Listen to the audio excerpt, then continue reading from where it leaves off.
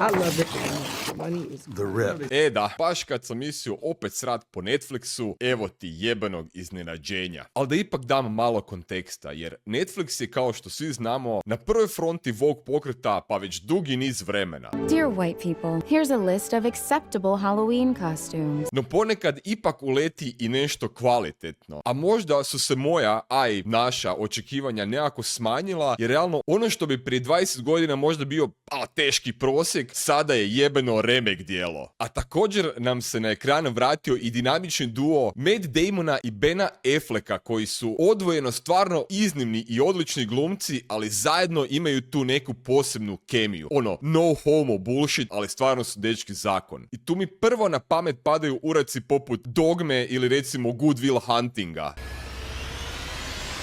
No da ne duljem previše, idemo mi na priču koja se lagano temelji na istinitim događajima, to jest na skandalu sa Miami River Cupsima, to jest policajcima. I ovog puta definitivno bez spoilera, jer se ovaj film fakat isplati pogledati do samoga kraja. Odmah prve scene i femicid. Femicida.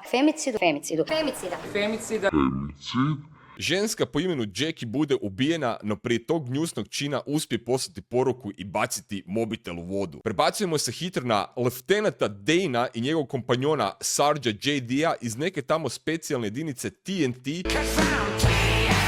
to jest Tactical Narcotics Team, i cijeli shit show sa raspuštanjem drugog specijalnog tima, uključivanjem FBI-a u istragu i općenito afera u policijskom miljeu. Razvlači se pitanje tko je zapravo ubio Jackie, to jest koji je motiv u pozadini, i ovdje vidimo JD-ovog brata koji je naravno federalac, to jest FBI, i oni se malo pošoraju onako za publiku. U međuvremenu Dane dobije dojavu da imaju takozvani RIP, to jest hrpu love koja očito pripada kartelima, i okupljaju ekipu koja se sastoji od detektiva Mikea Roa, Nume Baptiste i Lolo Salazar. Vesela je to družina koja vozi motore, mustange i ostala sranja, te u najmanju ruku izgledaju svi kao teški krimosi, što je kao i poanta njihovog tima. Valja da se uklope u cijelu tu ekipu. Dolazi do kuće, to jest adrese negdje u Majamiju, i sve naizgled izgleda normalno dok ne skuže kako je skoro cijeli kvart praktički napušten i ta jedna kuća samo ima stanovnika po imenu Desi, koja je u najmanju ruku sumnjiva. Pes, ker, cuko, pas, kako god, zapiše se i skuži da je to znak kako se nalazi hrpa love tu negdje i počne razvaljivati kuću, no ono što će uslijediti je zapravo što nas drži priljepljenima uz ekran. U jednom trenutku svi postanu sumnjivi, radnja se pretvori u blagi kaos i postavlja se pitanje tko će zapravo uzeti tih $20 milijuna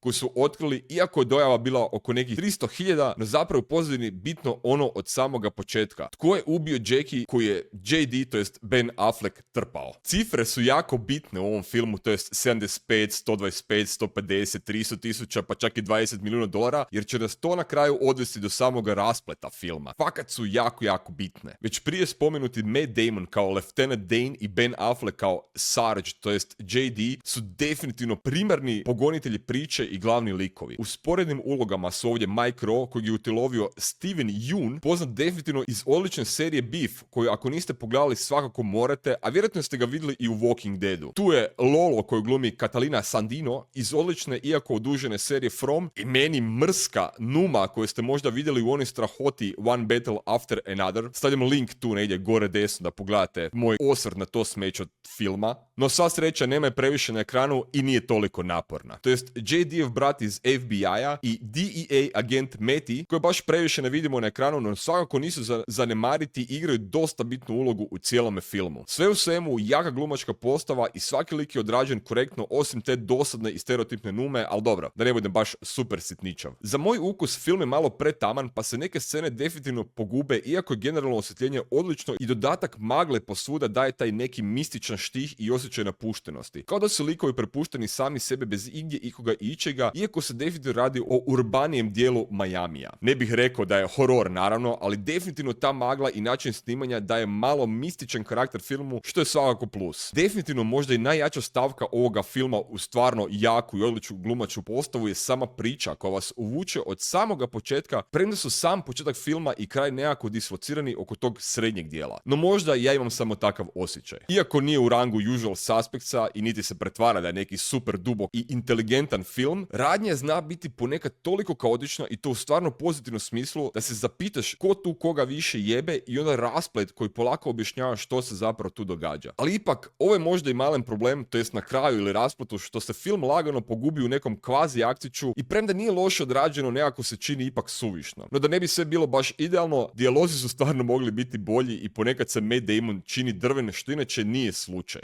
Da, čini se da bi 2026. mogla biti, neću reći ta godina kada je Vogue izbrisan iz povijesti filma i sad idemo u sve najbolje, a svako se čini da su recimo studiji veliki i sami streaming servisi skužili da možda ipak treba malo slušati publiku. Možda se treba okrenuti onome primarno koji ti daje novce, od koga zarađuješ i od koga živiš. Pa su nekako smanjili taj Vogue bullshit ton. Jer ovdje nekim čudom nema gejeva, lesbi, transformera, So long, gay boys! svi mogućih, ne znam, marginalnih skupina ovoga svijeta, fakat nema. Diversifikacija se osjeti, ima tu malo onak drugih rasa i svega, ali fakat to nije ni približno kako to inače Netflix radi i stvarno nema nikakvog utjecaja na sam film. Što je u suštini super, jer ko će više gledati ta sranja? A pogotovo je čudno što Netflix izbacuje filmove gdje policija, općenito cijeli policijski milje, da li je to, ne znam, FBI, agencije američke, državne poznate, koje svi znamo sve moguće skraćenice ovog svijeta, pa i sam ICE koji je sad popularan, jednostavno nisu prikazani kao totalni tirani. Znači, meni to bilo ono,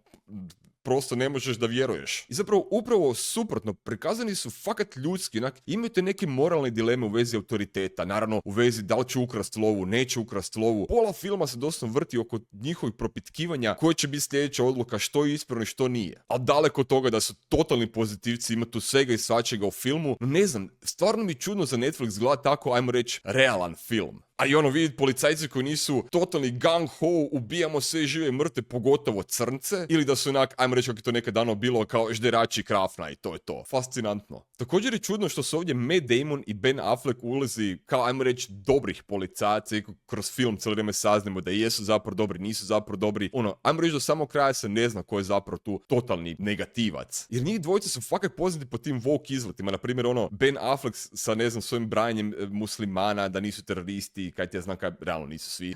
Ali bilo je taj dobar skeč kod Bila Mara, ako se ne varam, budem stavio negdje tu.